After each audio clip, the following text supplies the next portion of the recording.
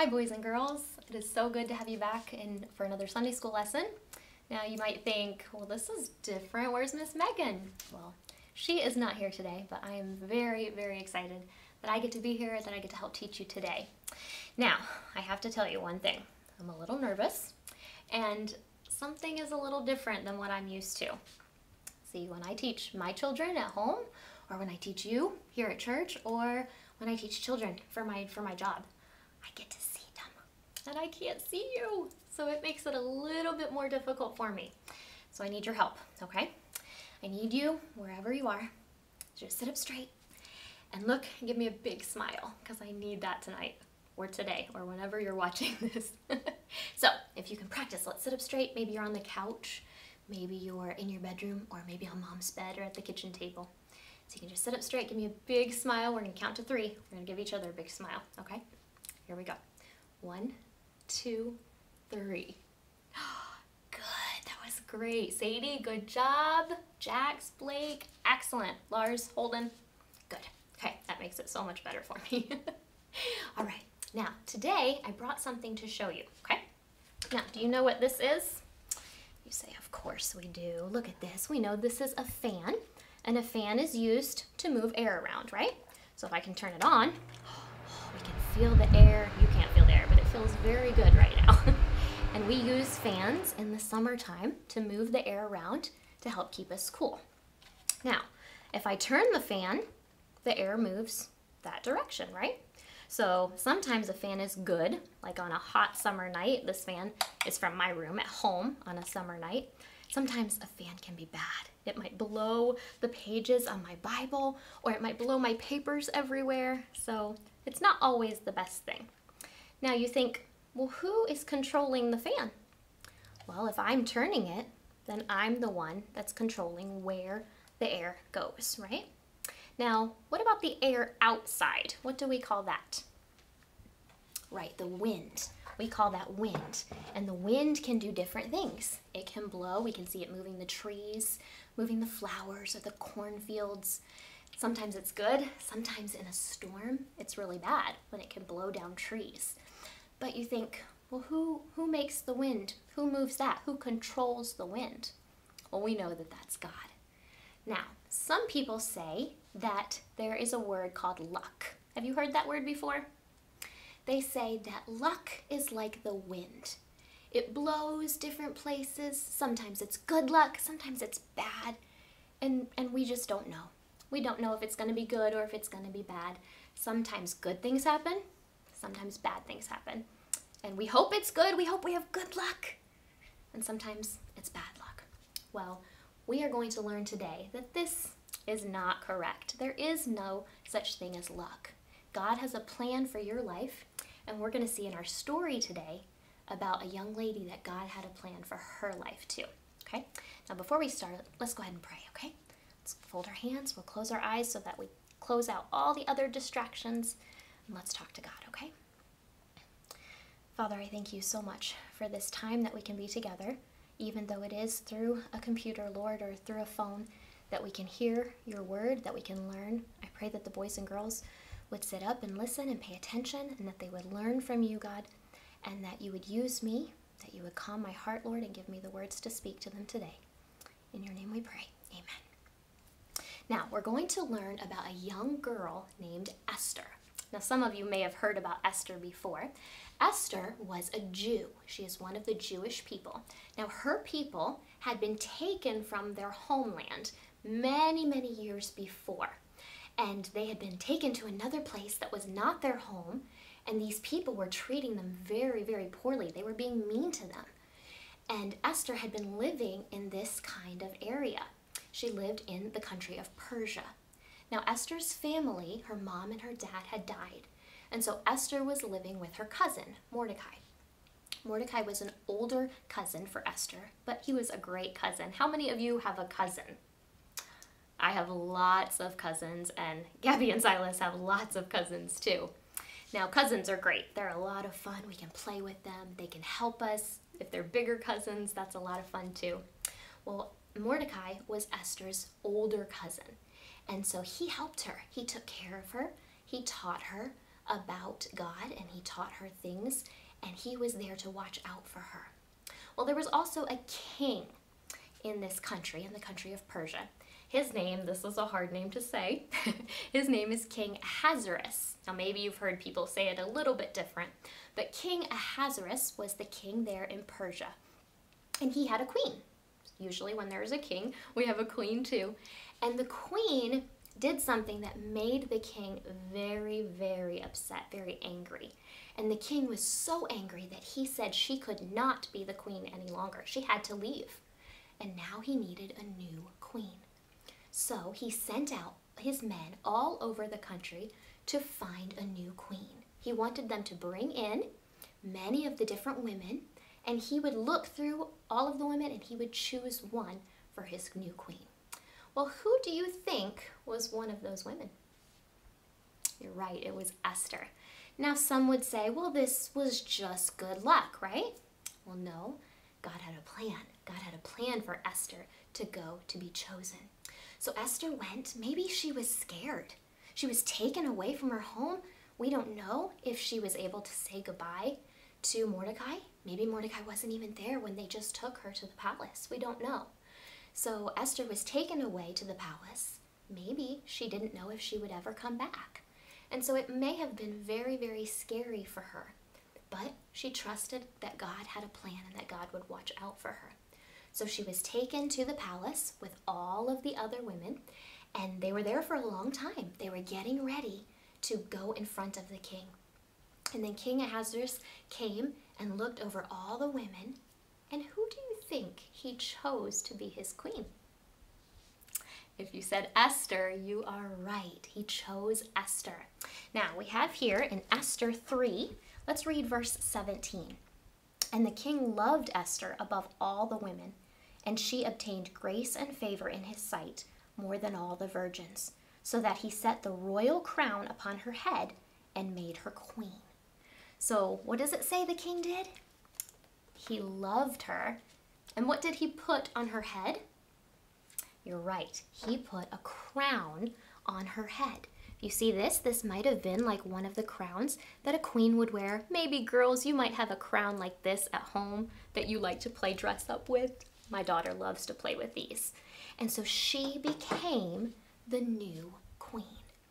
Now, we might think, well, that was just good luck. No, it was all part of God's plan. Let's look at a picture here of Esther. We can see here she is with the crown on her head, and she is very beautiful. The king chose her. He loved her, and he wanted her to be the new queen. Now, when Esther was there in the palace, you would think, well, did she ever see Mordecai?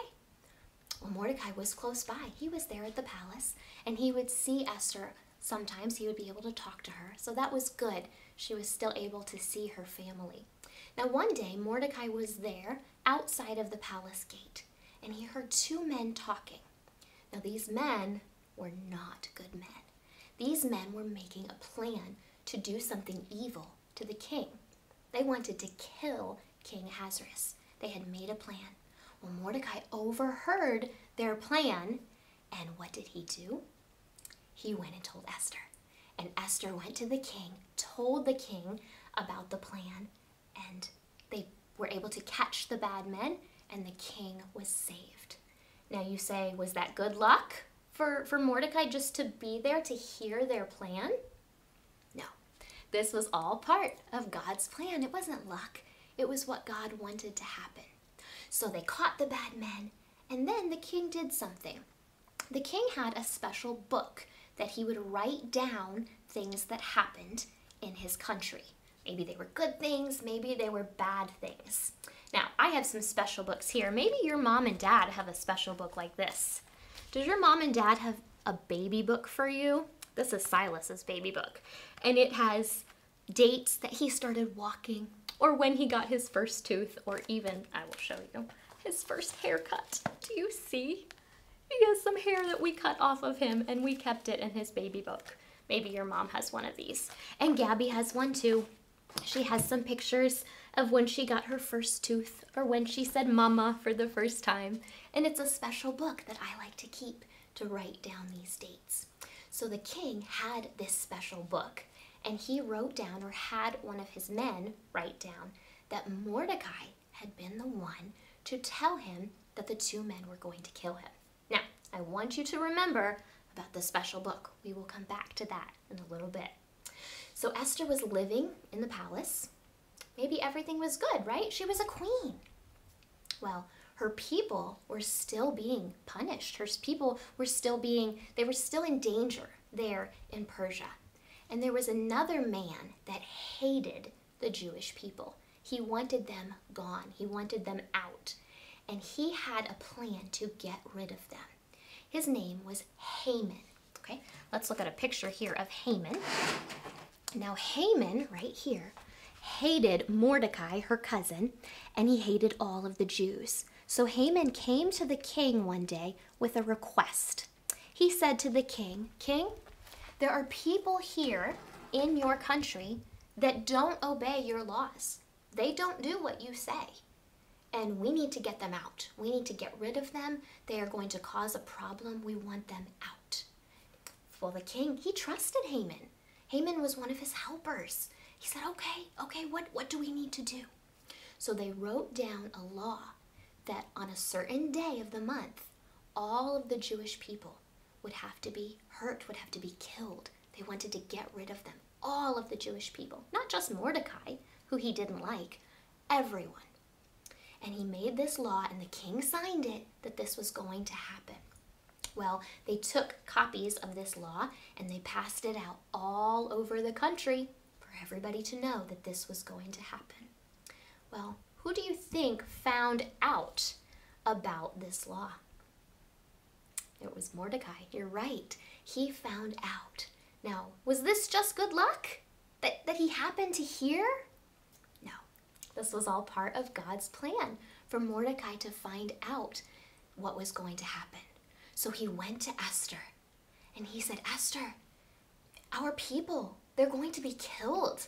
They're going to kill all of us. You have to go to the king and you have to beg him to save our people, to save our lives, because we will be killed too, not just the others. You are also a Jew. You will be killed." So I'm sure Esther was very scared. She said, "Well, I can't just go to the king." You see, they had a rule in those days that no one could go to the king unless they were called by the king to come. And if they did go, if the king did not hold out his scepter, they would be killed. Now, you say, what is a scepter? Well, I have one here. This is something like what it might have looked like. Maybe a long stick that was silver or gold, maybe some jewels. It probably did not look just like this one with a shiny star and jewels, but something like this. And the king, when people would come in, would hold out his scepter if he wanted them to come to him, and he wanted them to come and talk to him. So the queen knew that if she went to the king without him calling for her, and if he didn't hold out his scepter to her, she would be killed. She knew her life was in danger. But she knew that if she didn't go to the king, her life would also be taken because she was a Jew. So she agreed that she would go talk to the king. But first, she asked for a request of the people. Let's look at it here in Esther again. And we'll look at chapter 4, verse 16. This is what Esther said to Mordecai. "Go gather together all the Jews that are present in Shushan, and fast ye for me, and neither eat nor drink 3 days, night or day. I also and my maidens will fast likewise, and so will I go in unto the king." So what she told them was that she wanted all the people in the land to fast. Now, you say that's running fast. No, not running fast. Fast means that we don't eat or we don't drink. Now, how many of you, when you got up this morning, you ate breakfast? I know I did. I had some toast, and I had a banana, and I had a little bit of coffee, and then I ate some lunch. I had some chicken and some rice for lunch, had some water today. I've eaten today. I have not fasted. But Esther wanted all of the Jews to fast for 3 days and 3 nights, and she was going to do it also, and to pray that God would help her when she went in to talk to the king. So that happened. 3 days, 3 nights, nobody ate, nobody drank. They all prayed and begged God to help Esther. And at the end of those 3 days, she went in to the king. Now, I'm sure she was very scared. Maybe she was trying to stand straight without shaking, but maybe God gave her peace. She knew that this was God's plan. So she went in unto the king. What do you think happened? Do you think he held out his scepter? Well, we know from our story here that he did. When the king saw Esther come, he held out his scepter. He wanted her to come and talk to him. He was so excited. Remember, the king loved Esther, and he was very excited that she was coming to talk to him. So the king called for Esther to come, and when she came, he said, "What is it that you need? What would you like?" And she asked the king for a favor. She said, "Would you and Haman come for a special banquet or a special dinner that I will prepare for you?" Now you think, why does she want Haman? He's the one that wants to kill her people. Well, she had a plan, or God had a plan.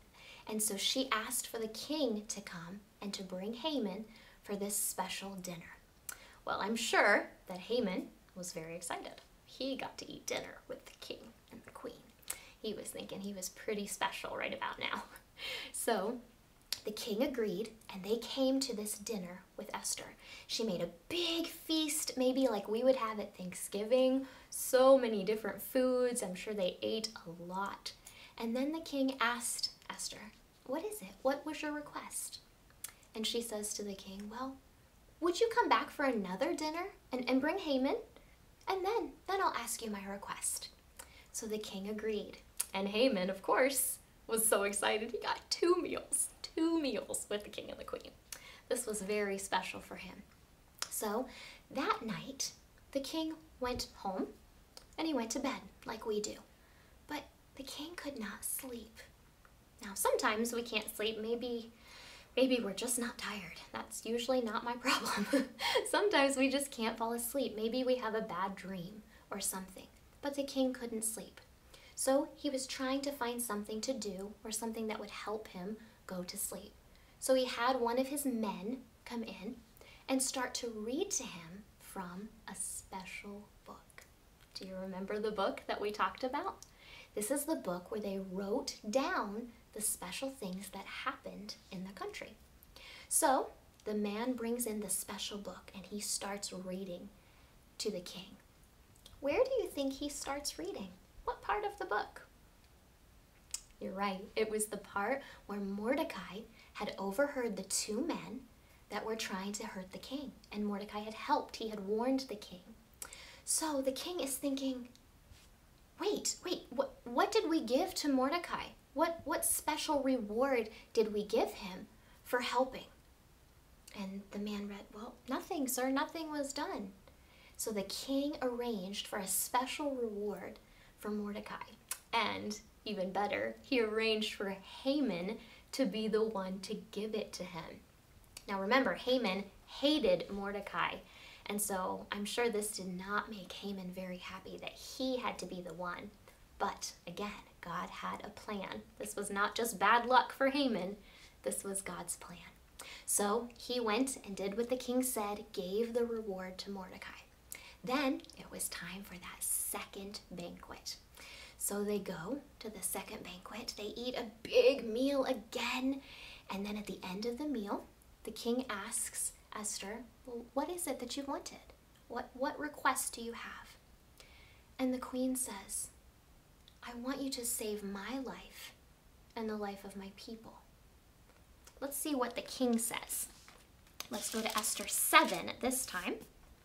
Then Esther the queen answered and said, "If I have found favor in thy sight, O king, and if it please the king, let my life be given me at my petition, and my people at my request." So she said, "King, please save my life and the life of my people. Please, that's what I want. That's what I want you to do. For we are sold, I and my people, to be destroyed, to be slain, and to perish." She said, "We're going to be killed. We want you to help us to save me and my people." What do you think the king said? Let's look at verse 5.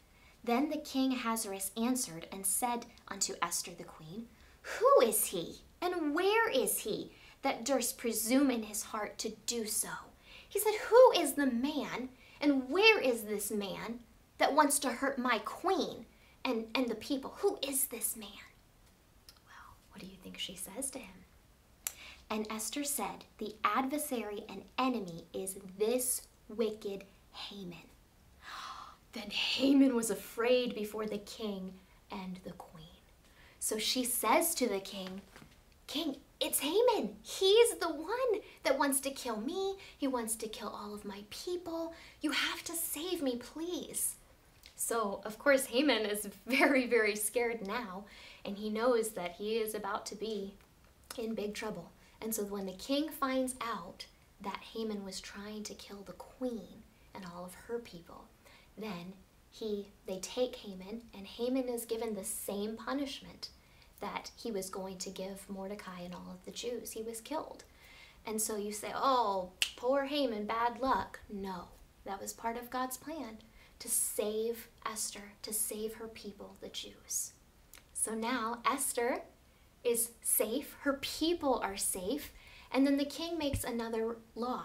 He signs into a law that the Jewish people would not be hurt, that they would be safe, and if anyone tried to hurt them, tried to attack them, they could fight. They could fight for themselves and protect themselves against these people, because the king loved his queen and he loved her people and he wanted to help, and so he made this law. And then he also, again, was very, very thankful for Mordecai and what Mordecai had done, and he gave Mordecai a very special honor for helping, and probably found out about Mordecai being Esther's cousin. We don't know, but maybe he found that out at that point and was able to give him something and bless him in that way. So if you think about it, you think all of these things happened. You know, she was taken from her family. She was made to be a queen. Was this just good luck? No. God had a plan for Esther. And you know what? God has a plan for us. He has a plan for your life. He has a plan for my life. Not just boys and girls, but moms and dads and grandmas and grandpas. He has a plan for all of our lives. And you might think, well, what about this luck thing? Good luck, bad luck? No, God has a plan. And, you know, sometimes really good things happen in our life, and sometimes really bad things happen. And we have to trust that God has a plan when those bad things happen. And we have to trust that He will continue to watch over us and to show us what we need to do. Okay? So let's thank God for this story about Esther and how faithful she was. And let's ask Him to help us to follow His plan for our lives. Okay? Let's pray. Father, I am so thankful, Lord, for your word, for this story about Esther, Lord, this true story that we know how you watched over her, you protected her, Lord, and you used your perfect plan to save her and her people. Lord, I know you have a plan for each one of the boys and girls, for the moms and dads, for everyone, Lord, that is watching. I just pray that you would help us to know your plan and to follow you, to be in your word and to pray and to seek your plan for our lives, God. I thank you again for this time that we can learn and that we can study. And I pray that you bless the rest of our day. In your name I pray. Amen. Okay, now we have a special craft that I can show you how to put together. And then you can go home and maybe retell the story of Esther. Maybe you can tell it to mom and dad, or maybe for grandma and grandpa, they would like to hear it. So what we're going to make today is a scepter. And you can make maybe a shiny scepter that looks something like this. You can see I put some jewels on it. So we only need a couple of things. You'll need something like this. This is a styrofoam ball. So maybe something like this. I got it at Walmart. And I poked a hole in the bottom of it with a pencil. See? So you can take a pencil, and all I did was poke a hole in that pencil, just like that, or in the styrofoam ball with the pencil, just like that. Then you can take some tin foil. Does mom have some of this at home? Probably has some in the kitchen. And all we do is wrap it around like this. And it probably won't look very fancy right now. But if you do it at home, I'm sure you will do a very good job with it. And maybe another piece, and you can wrap it around. And then afterwards, when you get it all covered, you can decorate it. That's the fun part. So I brought some stickers here, some jewels. I have some red and some blue and some green. Maybe you have stickers like this at home or something else. Or maybe you can just draw on it or color on it to decorate it and make your scepter look nice and fancy like this one. And then you can tell the story about the king putting out his scepter to accept Esther and let her come and talk to him. And you can use this to retell the story. Okay? Now, one other thing. After you're done telling the story, after story time, we need a snack because we are hungry. So we have a little snack here. Now, what I did is I took a piece of cheese and I cut it into the shape of a crown. Mom can help you with this, Mom and Dad. You can see the little things. If you have a cookie cutter at home, that's the shape of a crown, that would be the best. I had to use a knife, so Mom or Dad can help you. And then after you do that, then it's the fun part. Maybe you want to use some grapes. You could make some jewels like this. Maybe you want to use some cereal. You could do it like this. See? Or, look at these. You could use some chocolates. Now maybe you don't want to eat the chocolate and the cheese together. I don't know how that would taste. But you can put some jewels there on your crown and then you get to eat it. That's the best part, right? So I hope that you have enjoyed this. I hope you can make the scepter at home, that you can retell the story to Mom and Dad. Enjoy your crown snack with them. Tell them all about that Esther and how God had a plan for her and how God has a plan for you. Okay? All right, boys and girls, have a good day. Hope to see you soon.